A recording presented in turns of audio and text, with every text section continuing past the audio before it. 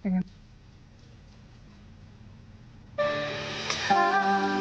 Aku tahu, aku sadari kisah. Aku tahu, aku sadari. Aku tahu, aku. Kisah usang tikus-tikus berdasi yang suka ingkar janji lalu sembunyi. Kisah usang tikus-tikus.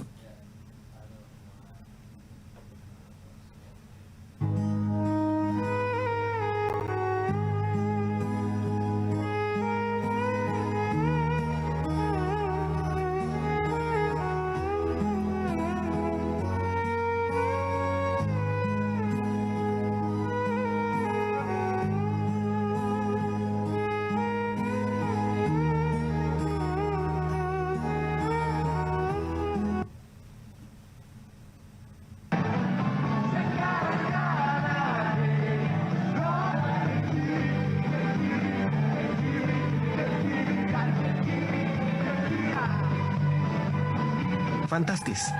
Gaji anggota DPR sehari 3 juta rupiah di tengah kondisi rakyat semakin susah.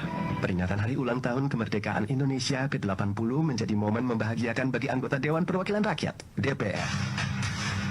Pasalnya, gaji anggota DPR periode 2024 hingga 2029 dikabarkan naik, sehingga dalam sebulan bisa mendapatkan paling tidak 100 juta rupiah. Atau sehari digaji 3 juta rupiah.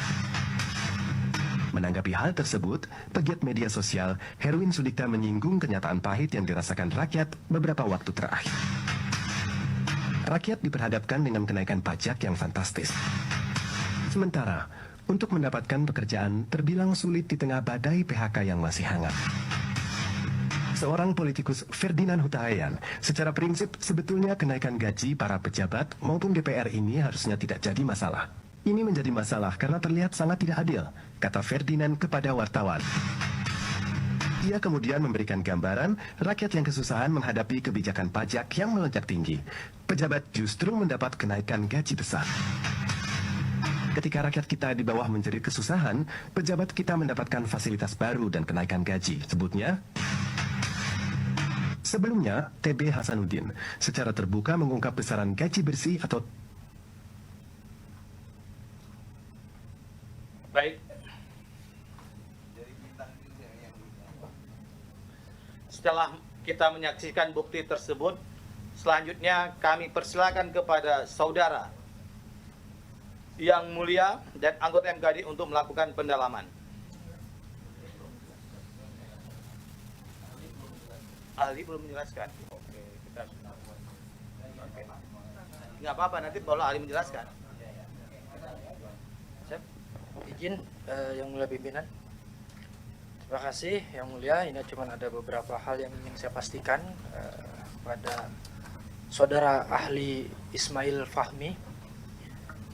Yang pertama yang ingin saya tahu, saudara ahli, seberapa besar pengaruh media sosial dalam realitas kehidupan di tengah-tengah masyarakat pada saat ini?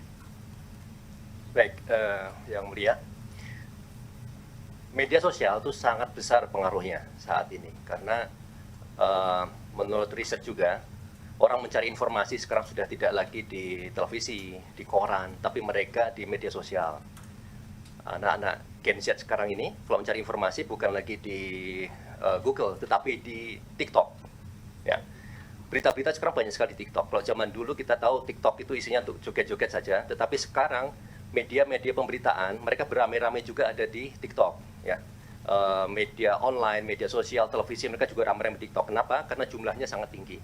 Di TikTok, di Instagram, dan Twitter jumlahnya nggak banyak, tetapi itu sangat besar pengaruhnya di dalam percakapan. Jadi apa yang menyebar di media sosial itu sangat besar pengaruhnya, karena itu akan dikonsumsi sangat luas oleh masyarakat kita. Sekalipun media atau informasi yang disajikan melalui media tersebut tidak benar atau hoax ya?